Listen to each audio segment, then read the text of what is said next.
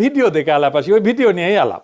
আসেন দেখেন। বর্জ্য ব্যবস্থাপনা নিয়ে বিএনপি কোনো প্ল্যান আছে কিনা এই বিষয়ে আমি জানতে চাচ্ছি। ঢাকায় কম বেশি প্রতিদিন 7,000 টন আবর্জনা জমা হয়, 7,000 টন।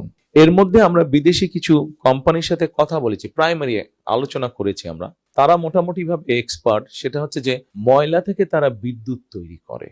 আমরা তাদেরকে দিয়ে বলানোর চেষ্টা করছি, তাদের সাথে কথা বলছি আমরা প্রাইমারি লেভেলে, আমরা আমাদের লেভেলে কথা বলেছি তাদের সাথে যে তোমরা ময়লা থেকে বিদ্যুৎটা কিভাবে করবে এবং তোমরা ময়লাটা নিজেটা কালেকশন করবে কিনা, অথবা কিভাবে কালেকশন করে নিয়ে এসে ময়লাটা, অর্থাৎ এই জন্য বললাম যে এখন যে ভাবে বিদ্যুৎটা উৎপাদিত হচ্ছে, আপনাকে আইদার ন্যাচারাল রিসোর্স গ্যাস ব্যবহার করতে হচ্ছে, গ্যাসটা এখানে আপনার ব্যবহার হয়ে যাচ্ছে, অথবা আপনাকে কোল ইম্পোর্ট করতে হচ্ছে, অথবা ফার্নেস অয়েল ইম্পোর্ট করতে হচ্ছে। তো যেই দুটো আপনাকে ইম্পোর্ট করতে হচ্ছে, গ্যাস হয়তো আমাদের নিজেদের এখনো আছে গ্যাস, সেটা আমরা ব্যবহার করছি, কিন্তু কোল বা ফার্নেস অয়েল এটা তো ডলার দিয়ে ইম্পোর্ট করছে। কিন্তু আমরা যদি ময়লা থেকে আমাদের যে আবর্জনা সারা দেশে, এটাকে যদি একটা সিস্টেমের পরিকল্পনার মধ্যে নিয়ে আসি এবং এটার থেকে যদি আমরা বিদ্যুৎটা উৎপাদন করতে পারি, তাহলে এটার বিদ্যুৎ উৎপাদনের র মেটেরিয়ালটা কি হচ্ছে ময়লা, আবর্জনা। এবং এই আবর্জনাটা যেই কোম্পানিগুলা কিনে নিবে তারা তো টাকা দিয়ে কিনছে, ডলার দিয়ে কিনছে না। সো দ্যাট আমরা ওইখানে কিছু হলে আমাদের ডলার আমরা সেভ করতে, বৈদেশিক মুদ্রা আমরা সেভ করতে পারি।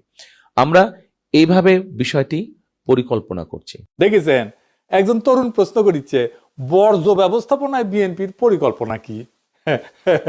আচ্ছা আচ্ছা, বলেন তো, এটা একটা তরুণের জন্য স্বাভাবিক প্রশ্ন। আর যেই মানুষটা দেশের প্রাইম মিনিস্টার হওয়ার রেসে আছে, তারে করার মতো প্রশ্ন এটা।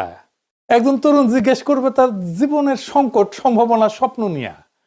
তরুণদের নেতৃত্ব নিয়ে আসার কি পরিকল্পনা আছে, ওদের চাকরি ক্যারিয়ার কি হবে, বিদেশে এক্সচেঞ্জ প্রোগ্রামে যাইতে পারবে কিনা লেখাপড়ার জন্য, স্কলারশিপ পাবে কিনা, তরুণ উদ্যোক্তাদের নিয়ে কি পরিকল্পনা, আমাদের ট্রেনিং দিবেন কিনা।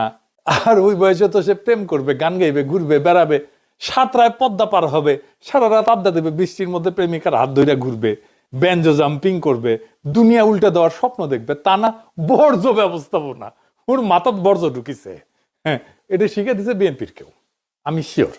আর তারেক রহমানকে বলছে যে এটার উত্তর দিবেন, মানে দেখাবি তারেক রহমান কত জানে, দেখিছো ঢাকাত নিত্যদিন কত হাজার টন বর্জ্য উৎপাদিত হয়, সেটাও লিডারের মাথাত আছে। এটা একটা বানানো স্টেজ প্রশ্ন আর উত্তর। আপনারা আবার এইবার এখন শোনেন, শুনলে বুঝবেন যে এইটা বানানো একটা স্টেজড একটা প্রশ্ন এবং উত্তর। শোনেন।